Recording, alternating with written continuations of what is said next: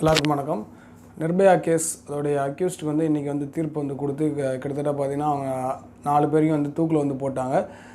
இந்த கேஸை பொறுத்த வரைக்கும் கிட்டத்தட்ட 7.5 வருஷம் வந்து இந்த கேஸ் வந்து நடந்திருக்கு. 7.5 வருஷத்துக்கு மேலே இந்த கேஸ் நடந்து இப்போ தான் வந்து ஒரு நீதி அப்படின்றதே கிடச்சிருக்கு. 2012 டிசம்பர் 16ஆம் தேதி வந்து இந்த கேஸ் வந்து நடந்துச்சு. அதாவது இந்த சம்பவம் வந்து நடந்துச்சு.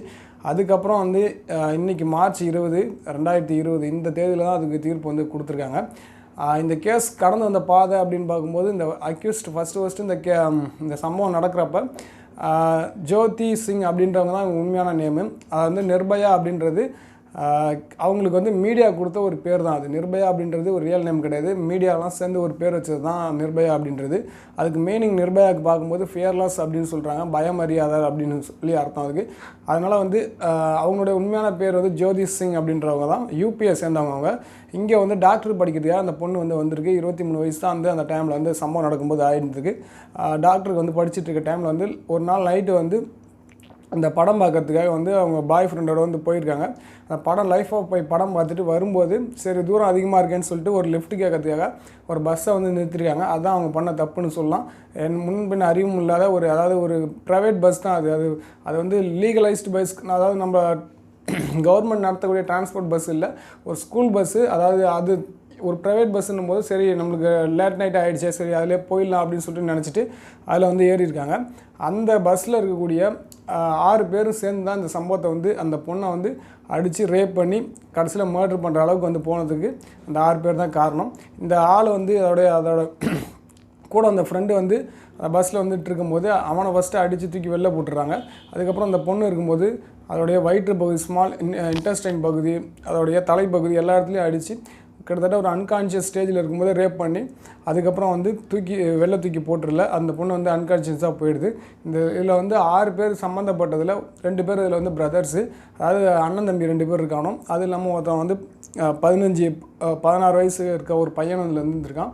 அதுக்கப்புறம் அவனை வந்து நம்ம சட்டத்தில் வந்து இடம் இல்லைன்னு சொல்லிட்டு அவனை வந்து வெளில விட்டாங்க, அந்த 15 வயசு பையனை. அந்த பொண்ணு வந்து அன்கான்ஷியஸாக இருக்க டைமில் யாரோ ஒரு வேளை காப்பாற்றப்பட்டு இங்கேருந்து சரி டெல்லி ஹாஸ்பிட்டல்லேருந்து சரி இங்கே இது ட்ரீட்மெண்ட் தர முடியாது அப்படின்ட்டு, அதாவது நல்ல ப்ரொவைடர் இல்லைன்னு சொல்லிட்டு சிங்கப்பூரில் இருக்கக்கூடிய மவுண்ட் எலிசபெத் ஹாஸ்பிட்டலுக்கு வந்து கொண்டு போகிறாங்க. அங்கே போகும்போது கார்டியக் அரெஸ்ட் ஆகி அங்கேயே வந்து இறந்துடுறாங்க.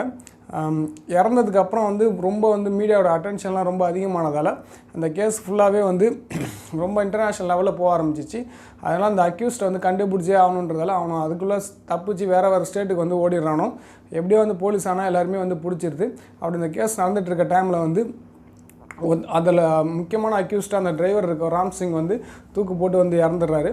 அதுக்கடுத்து வந்து அவனுடைய பிரதரு பாக்கி இருக்கக்கூடிய ஒருத்தன் வந்து இந்த பையனாக இருக்கிறதால, அது சின்ன பையனாக இருக்கிறதால அதில் வந்து அவனை வந்து தண்டனை இல்லாமல் விட்டுறாங்க.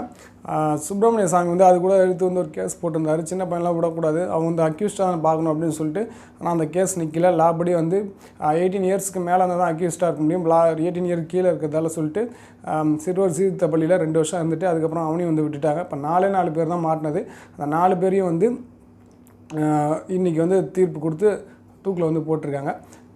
இதெல்லாம் நம்ம வந்து ஒரு சைடில் பார்க்கும்போது இந்த கேஸ் இவ்வளோ பெரிய விஷயமாக ஆகிறதுக்கு முக்கியமான காரணம் பார்க்கும்போது அது டெல்லியில் நடந்த சம்பவமாக இருக்குது. அது டெல்லியில் நடந்ததால் இந்த அளவுக்கு வந்து வேர்ல்டு ஃபுல்லாக வந்து ஒரு அட்டென்ஷனோ, இந்தியா ஃபுல்லாக ஒரு அட்டென்ஷனை வந்து போயிருது.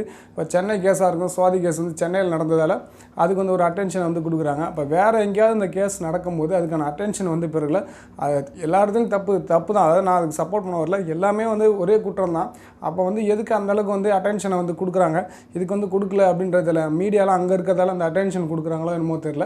எல்லா மீடியாவும் அந்த பெரிய பெரிய சிட்டியில் தானே இருக்குது. சின்ன சிட்டியில் அந்தளவுக்கு மீடியாலாம் கிடையாது. அந்த ப்ரெஸ்ஸு மீடியாலாம் அது சின்ன லெவலில் தானே இருக்குது. அது கூட ஒரு காரணமாக வந்து இருக்கலாம். எது எப்படி இருந்தாலும் அங்கே நடந்த சம்பவம் இருந்தாலும் ஒரு 7 வருஷம் அப்படின்றது ஜஸ்டிஸ் கிடைக்கிறதுக்கு ரொம்ப ரொம்ப தாமதமான காரணமாக தான் நம்ம பார்க்க முடியுது. ஏன்னா வந்து அதுக்கப்புறம் இந்த கேஸ் முடிஞ்சதுக்கப்புறம் இந்த கேஸு போயிட்டுருக்க டைம்லேயே வந்து நிறைய சம்பவங்கள் வந்து நடந்துட்டு தான் வந்திருக்கு. இந்த சம்பவங்களை தடுக்கிறதுக்கு நம்மளால் வந்து எதுவுமே பண்ண முடியல, நம்மளை ஜுடிஷியல் சிஸ்டத்தால் எதுவுமே பண்ண முடியல அப்படின்றது ரொம்ப வந்து வருத்தமான ஒரு விஷயம். பொதுவாக பொதுமக்களுடைய எண்ணமாக என்ன இருக்குன்னா, ஒரு அக்யூஸ்ட்டை வந்து ஒரு தப்பு பண்ணுறான், ஒரு கொலையோ கற்பழிப்போ ஏதோ ஒரு விஷயத்த பண்ணுறான். ஆனால் அவனுக்கான தண்டனை வந்து அந்த சம்பவம் நடக்கிறது அவங்களுக்கு தெரியுது, அவனுக்கான தண்டனை கொடுத்தது வந்து யாருக்குமே தெரிய மாட்டேது. இவ்வளோ லேட்டாக இன்னும் இவ்வளோ லேட்டானதுக்கப்புறம் தான் இந்த விஷயமே நமக்கு வந்து இன்றைக்கி நடந்திருக்கு அப்படின்றது தெரியல. அப்போ உடனுக்குடன் அதுக்கான தண்டனை வந்து கொடுக்கணும் அப்படின்றது மக்களோட எதிர்பார்ப்பாக இருக்குது. மேக்ஸிமம் வந்து ஒரு 2 வருஷம் இல்லை 1.5 வருஷத்துக்குள்ளேயே அந்த தண்டனை கொடுத்துருந்தாங்கன்னா இதுக்கு வந்து ஒரு ஜஸ்டிஸ்க்கு வந்து ஒரு நியாயம் கிடைச்ச மாதிரியே இருந்திருக்கும். ஏன்னா தாமதிக்கப்படுற நீதி வந்து அநீதிக்கு சமம் அப்படின்னு வந்து சொல்லுவாங்க. அதாவது ஒரு சட்ட திருத்தத்தை கொண்டு வரணும் அப்படின்றது தான் மக்களோட எண்ணமாக வந்துட்டுருக்கு.